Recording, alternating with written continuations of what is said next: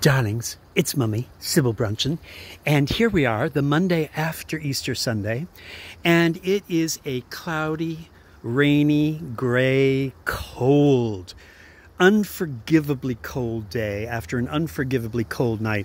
It was in the 30s last night. It was just ridiculous, and I wouldn't mind, even though it is mid-April, after mid-April, except that it's been days and days. It's going to be more days, and it's just ridiculous because it's been absolutely brutal on everything.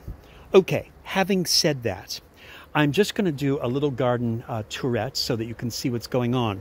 Now, the pots that you're seeing there in the driveway, all right, I bought all of those flowers, and there's like, oh goodness, what, there's of course some marigolds in there, and there's coreopsis, and there's Jacob's ladder and everything. Okay, so Mummy bought those, and I was going to put them in, and then it's either been rainy and or cold, and the soil is actually, it's hard.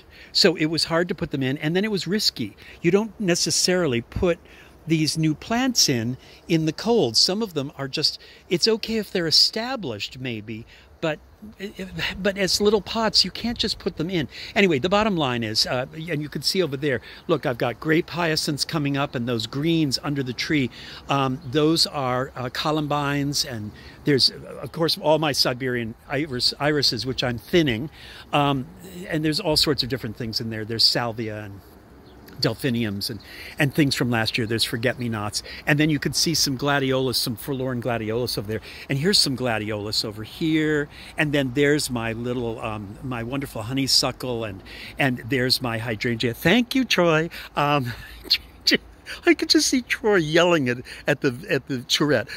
Damn it, Sybil, it's hydrangea, hydrangea, hydrangea. So it's coming back, but this is the bottom line. The garden is as it is. It's a little bit tricky, but what I'm doing is I'm doing the best I can. I drag all my little pots back into the garage so that they stay at about 45, 55 degrees. I'm letting them out in the air so they get even diffused sunlight. This is not sunlight, but it's daylight, and that's good for them. And they are perky. Boy, I'll tell you something. You think garden hose water is okay. It is nothing with the chlorine and the fluorine and all the chemicals and minerals in it. It's nothing compared to a good soaking of rain.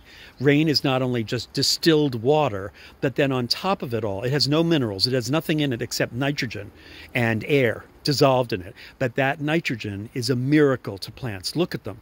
They don't look real. They look fake. And this is that time of day, and I know some of you agree with me, late afternoon.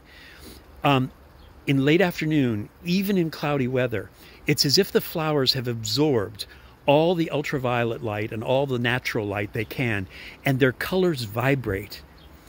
I wish, it's not bad on my phone, but I wish you could be here with me in my garden, especially with the sound of the rain.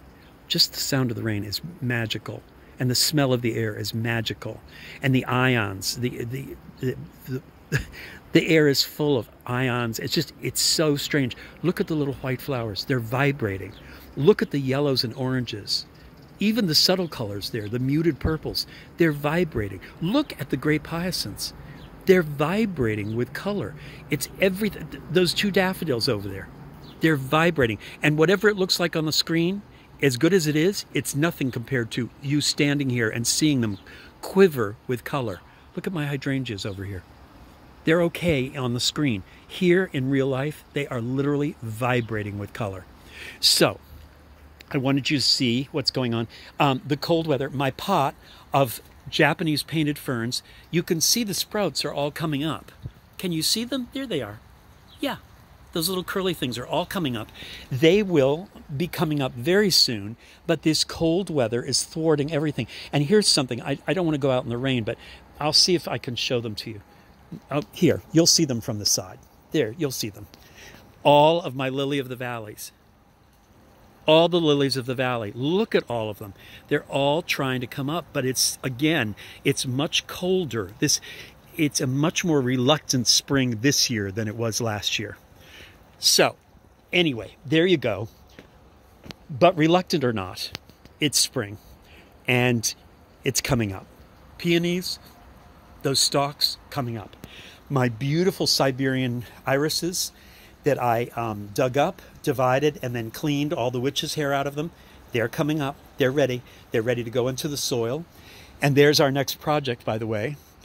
A few of my neighbors, my wonderful neighbors, and I have decided that we are going to clean that entire circle in the middle where the homeowners association cut down all the trees and then proceeded to poison the whole thing with that black creosote tar. We've been raking and cleaning and hosing and doing everything. We're planting roses and irises all in there. We're going to plant it all. And we have turned away the landscapers and told them, please do not put the mulch in there because mulch is deadly. It's not what nature does. Nature doesn't mulch her forest. Nature drops some leaves and that's it. It's a thin coating of crumbly, porous, aerated leaves. Even soaking wet, they're not like 50 pounds of mulch that just sits on everything and smothers it all. So we are working here, and I will keep you posted on what we accomplish and what we do, and I hope that you enjoy our adventures. And say a little prayer for my plants tonight. These flowers are all going back into the garage as the temperature drops back down into the 30s, and we'll hope for warmer weather by Tuesday, Wednesday, or Thursday. All right, I'll keep you posted.